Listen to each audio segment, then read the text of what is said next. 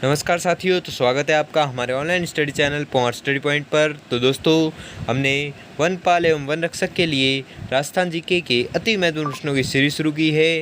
इसलिए वीडियो को आप ज़रा भी स्किप ना करें, क्योंकि वीडियो आपके लिए बहुत ही हेल्पफुल होने वाला है। तो चलो वीडियो को शुरू करते हैं।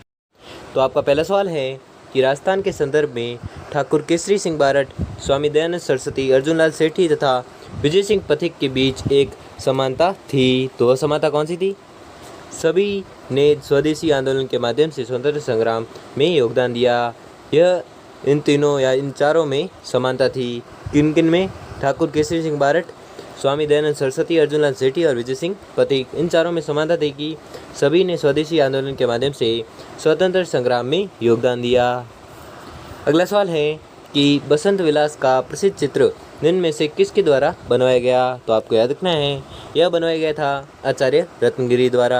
ठीक है, कौन सा चित्र? बसंत विलास का प्रसिद्ध चित्र। अगला सवाल है कि मुख्यमंत्री जिनका जन्म अंतर्राष्ट्रीय महिला दिवस के दिन हुआ था। तो आपको याद रखना है, यह हुआ था वसुंधरा राजे का। ठीक है, वसुंधरा राजे का हुआ था अंतर्राष्ट्रीय महिला दिवस के दिन। अगला सवाल है कि जैसलमेर ज़िले का कौन सा गांव रेगिस्तानी प्रभाव के लिए जाना जाता है? तो आपको याद रखना है, वह गांव है नाचना गांव। ठीक है, नाचना गांव है जो रेगिस्तानी प्रभाव के लिए जाना जाता है। और यह गांव कहाँ पर है? तो जैसलमेर ज़िले में है। अगला सवाल है कि गीदड़ किस क्षेत्र का लोक नृत्य है? तो आपको याद रखना है, यह लोक नृत्य है शेखावाटी क्षेत्र का। ठीक है, कौन सा नृत्य? तो गीदड़ नृत्य। अगला सवाल है कि आचार्य तुलसीदास का जन्म स्थान कौन सा है? तो आपको याद रखना है कि आचार्य तुलसीदास का जन्म स्थान है लाडनू। ठीक है, लाडनू है जो आचार्य तुलसीदास का जन्म स्थान है। अगला सवाल है कि सहरिया जनजाति के लोग अधिकतम किस जिले में पाए जाते हैं? तो आपको याद रखना है, यह पाए जाते हैं 12 जिले में। ठीक है, कौन सी जनजाति के लोग? तो सहरिया जनजाति के लोग। अगला सवाल है कि राजस्थान का अमरनाथ कहा जाता है। तो किसे कहा जाता है? पाली जिले के सादड़ी कस्बे के पास गुफा में स्थित परशुराम महादेव मंदिर, जो राजस्थान का अमरनाथ कहा जाता है। अगला सवाल है कि कौन सी नदी पश्चिमी राजस्थान में बहती है? तो आपको याद रखना है, पश्चिमी राजस्थान में बहती है कौन सी? लूनी नदी, जिसे पश्चिमी राजस्थान की गंगा भी कहते हैं। किस नदी को? तो लूनी नदी को।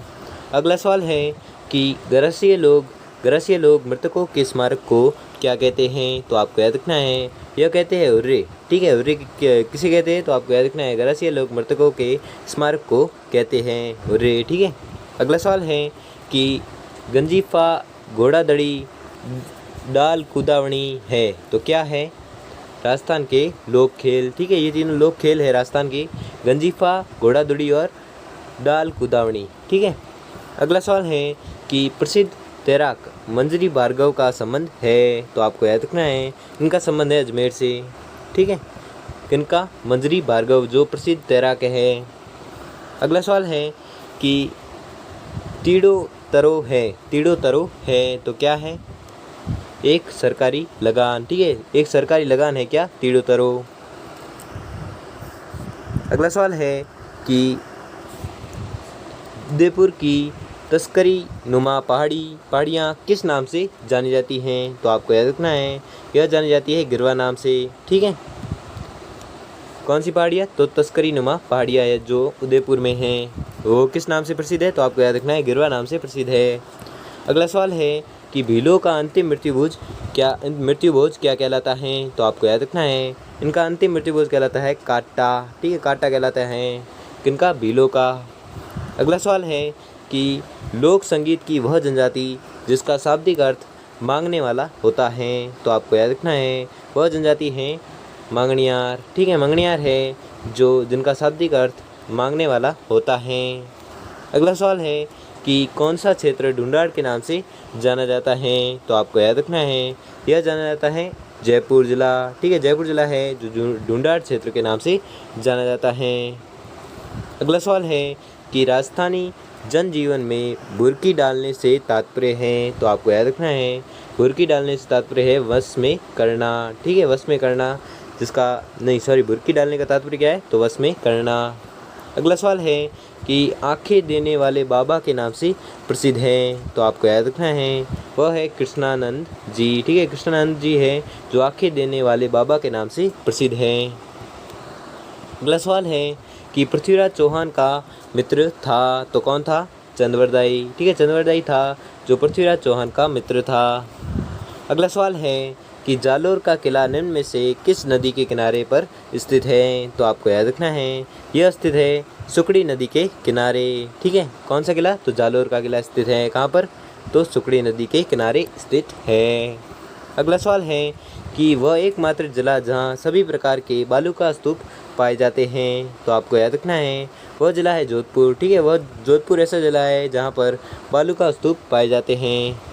अगला सवाल है कि बौद्ध मंदिर के स्मारक किस स्थान पर स्थित हैं, तो आपको याद रखना है यह स्थित है बेराठ में। ठीक है, बेराठ में स्थित क्या है? तो बौद्ध मंदिर के स्मारक स्थित है कहाँ पर? बेराठ में। अगला सवाल है कि मोठ, ग्वार, बाजरा, ज्वार राजस्थान की मुख्य फसलें हैं, तो किसकी है? खरीफ की। ठीक है, ये चारों फसलें हैं जो खरीफ की है, मोठ, ग्वार, ज्वार और बाजरा। अगला सवाल है कि राजस्थान के कौन से लोक देवता सांपों के देवता के रूप में पूजे जाते हैं, तो आपको याद रखना है वह लोक देवता हैं गोगा जी। अगला सवाल है कि खेती की दृष्टि से सर्वोत्तम मृदा संरचना होती है, तो आपको याद रखना है यह होती है मृदु कोणीय संरचना। अगला सवाल है कि कालीबंगा सभ्यता किस नदी के समीप विकसित हुई, तो आपको याद रखना है यह विकसित हुई थी सरस्वती नदी के समीप। ठीक है, तो कौन सी सभ्यता विकसित हुई थी? तो कालीबंगा सभ्यता। किस नदी के समीप विकसित हुई? तो सरस्वती नदी के समीप विकसित हुई। अगला सवाल है पांडुपोल कहाँ पर स्थित है, तो आपको याद रखना है यह स्थित है अलवर के पास। ठीक है, क्या स्थित है? पांडुपोल। अगला सवाल है कि राजस्थान में मानसून सर्वप्रथम किस जिले में प्रवेश करता है, तो आपको याद रखना है मानसून सर्वप्रथम प्रवेश करता है बांसवाड़ा जिले में। ठीक है, अगला सवाल है कि गढ़सीसर तालाब किस जिले में स्थित हैं, ज्ञातव्य है कि यह तैराकों की कसौटी माना जाता है, तो आपको याद रखना है वह जिला है बीकानेर में। ठीक है, बीकानेर ज़िले में है कौन सा तालाब? तो गढ़सीसर तालाब है जो बीकानेर ज़िले में है, उसे तैराकी की कसौटी माना जाता है। अगला सवाल है कि अरावली श्रृंखला राजस्थान को दो भागों में बांटती है, उत्तर पश्चिम तथा दक्षिण पूर्व। इनमें से कौन से भाग में कम वनस्पति मिलती हैं, तो आपको याद रखना है उत्तर पश्चिम भाग में कम वनस्पति मिलती हैं। अगला सवाल है कि बाड़मेर ज़िले के साथ किस ज़िले की सीमा नहीं जुड़ी हैं, तो आपको याद रखना है सिरोही जिले की सीमा नहीं जुड़ी है। किसके साथ? तो बाड़मेर ज़िले के साथ। अगला सवाल है कि ऊंट महोत्सव 2008 कहाँ पर आयोजित होगा, तो आपको याद हुआ था, सॉरी होगा नहीं है, हुआ था। ठीक है, तो कहाँ पर हुआ था? तो आपको याद रखना है यह हुआ था बीकानेर में। ठीक है, कौन सा महोत्सव? ऊंट महोत्सव 2008। अगला सवाल है कि खाटू श्याम जी का मंदिर किस महाभारत कालीन पात्र से संबंधित है, तो आपको याद रखना है यह मंदिर संबंधित है बर्बरिक। ठीक है, बर्बरिक पात्र से संबंधित है। कौन सा मंदिर? तो खाटू श्याम जी का मंदिर। अगला सवाल है कि राजस्थान राज्य का भौगोलिक फैलाव है, तो आपको याद रखना है इसका भौगोलिक फैलाव है 3,42,429। ठीक है, 34/39। ठीक है, 34/39 तो आपको याद ही होगा 3,42,239। ठीक है, अगला सवाल है कि जावर माइंस किसके उत्पादन के लिए प्रसिद्ध है, तो आपको याद रखना है यह प्रसिद्ध है जिंक के लिए। ठीक है, जावर माइंस किसके लिए प्रसिद्ध है, तो आपको याद रखना है जिंक के लिए प्रसिद्ध है। अगला सवाल है कि किन जिलों में मेवाड़ी नहीं बोली जाती हैं, तो आपको याद रखना है मेवाड़ी नहीं बोली जाती कहाँ पर? सिरोही जिले में। अगला सवाल है कि बीएसएफ के जवानों की आराध्य देवी है, तो कौन है? तनोट माता। ठीक है, तनोट माता है जो बीएसएफ के जवानों की आराध्य देवी है। अगला सवाल है कि भारत के कुल जिप्सम उत्पादन का लगभग राजस्थान से प्राप्त होता है, तो कितना प्राप्त होता है? 94%। ठीक है, 94% क्या प्राप्त होता है? तो जिप्सम प्राप्त होता है कहाँ से? राजस्थान से। अगला सवाल है कि पुष्कर मेला कब बढ़ता है, तो आपको याद रखना है यह बढ़ता है कार्तिक पूर्णिमा को, सॉरी। ठीक है, तो कार्तिक पूर्णिमा को क्या बढ़ता है? पुष्कर मेला। अगला सवाल है कि गुडला त्यौहार मनाया जाता है, तो आपको याद रखना है यह मनाया जाता है चैत्र कृष्ण अष्टमी में। अगला सवाल है कि अलवर के मेव किस वाद्य यंत्र का विशेषतः प्रयोग करते हैं, तो आपको याद रखना है यह प्रयोग करते हैं अलगोजा का। ठीक है, कौन? तो अलवर के मेव। अगला सवाल है कि ढोला मारू कथा में निम्न में से किस स्थान का उल्लेख हुआ है, तो आपको याद रखना है यह उल्लेख हुआ है पूगल का। ठीक है, तो किस स्थान का उल्लेख हुआ है? पूगल का। और किस कथा में? तो ढोला मारू कथा में। अगला सवाल है कि ए मालिक तेरे बंदे हम गीत के रचनाकार है, तो आपको याद रखना है इसके रचनाकार है पंडित भरत व्यास। ठीक है, पंडित भरत व्यास है जो ए मालिक तेरे बंदे हम के रचनाकार हैं। अगला सवाल है कि अशोक मेहता समिति का गठन कब किया गया, तो आपको याद रखना है इस समिति का गठन किया गया था 12 दिसंबर 1977 को। ठीक है, 12 दिसंबर 1977 को किस समिति का गठन हुआ, तो आपको याद रखना है अशोक मेहता समिति का गठन हुआ।